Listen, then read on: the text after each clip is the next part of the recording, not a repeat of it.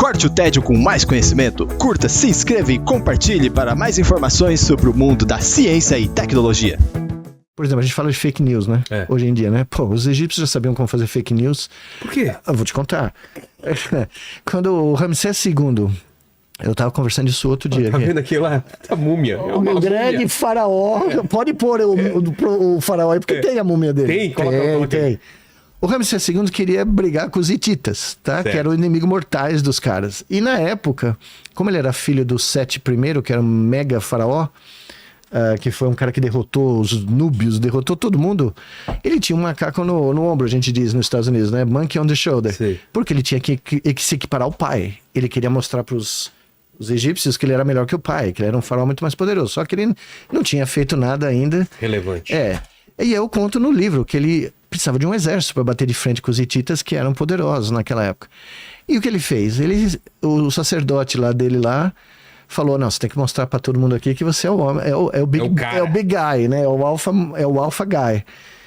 Vestiu o cara de ouro lá, saiu em Tebes, no meio-dia, o sol batendo, era o Deus Sol. Claro, era o Deus Sol convocando os egípcios para ir para frente. Bom, ele foi lá com um mega exército.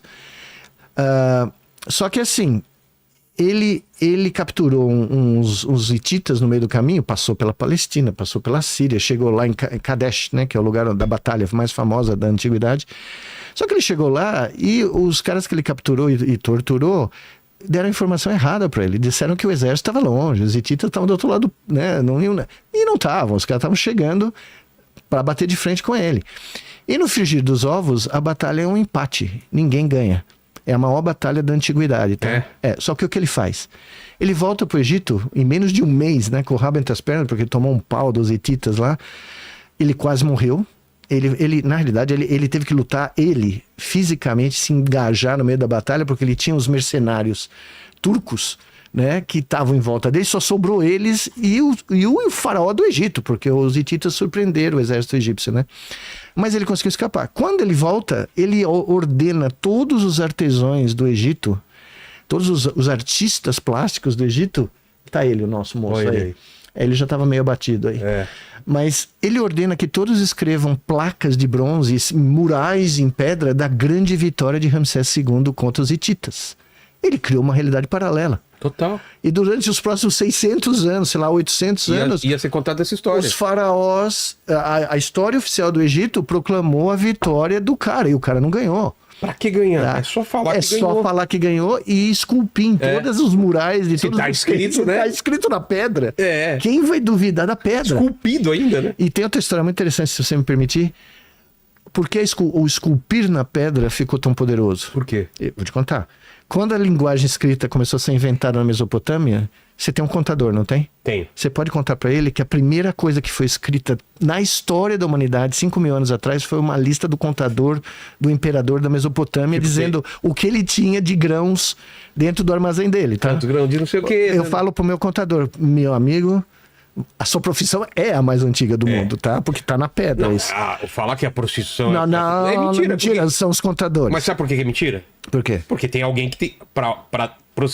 Alguém tem que ter profissão para pagar a prostituta. Exato. Então ela não pode... alguém tem que ganhar dinheiro. Então não pode ser a primeira profissão. Mas ninguém então, tinha dinheiro, né? Quando as primeiras pedras de argila começaram a ser escritas na linguagem cuneiforme, um rei muito poderoso do sul da Mesopotâmia mandou um embaixador pro rei de Ur, que era uma cidade lá, né? Com uma pedra. E naquela época você levava presentes, você levava, né, toda a sorte de quinquilharia para dizer que você era amigo do cara, tá? Não, ele mandou uma declaração de guerra. Numa pedra? Numa pedra escrita. E o embaixador, ao invés de... Ainda tacou na cabeça do... Não. Ao invés do embaixador simplesmente declamar, né, de cabeça, ele leu o escrito. Como se o pela primeira vez na história. Isso. As palavras do imperador escritas na pedra. Aí o rei de Ur chegou e falou... Ele perguntou: qual é a resposta? O que eu devo dizer para o meu mestre? Aí o cara fala: como é que eu posso desafiar um imperador poderoso a ponto de fazer uma pedra falar? O quê? Ele achava aquilo mágico. Aquilo virou mágica. Cara, porque um conhecimento que você não Que é o detém... que o nosso querido Arthur Clarke diz, que está no meu livro, aqui na abertura, bem na abertura. Alta tecnologia. A alta tecnologia, quando apresentada a alguém que não tem a menor noção, soa como mágica. Exato. O cara se rendeu sem ver o exército do imperador. Nossa, que maravilhoso. Porque ele viu a pedra falar. O Lenin ficou emocionado, dá pra ver. Muito. Tá? Então, o poder da tecnologia no mundo que a gente acha que é o mundo dos caras que não entendiam, os caras sabiam de coisas que a gente não tem a menor ideia. Tá? O próprio lance dos caras enterrarem os arquitetos das pirâmides para não passar. Acabamos de ver uma técnica de 5.000 anos dos caras preservarem os corpos. Estão aqui. Então aí.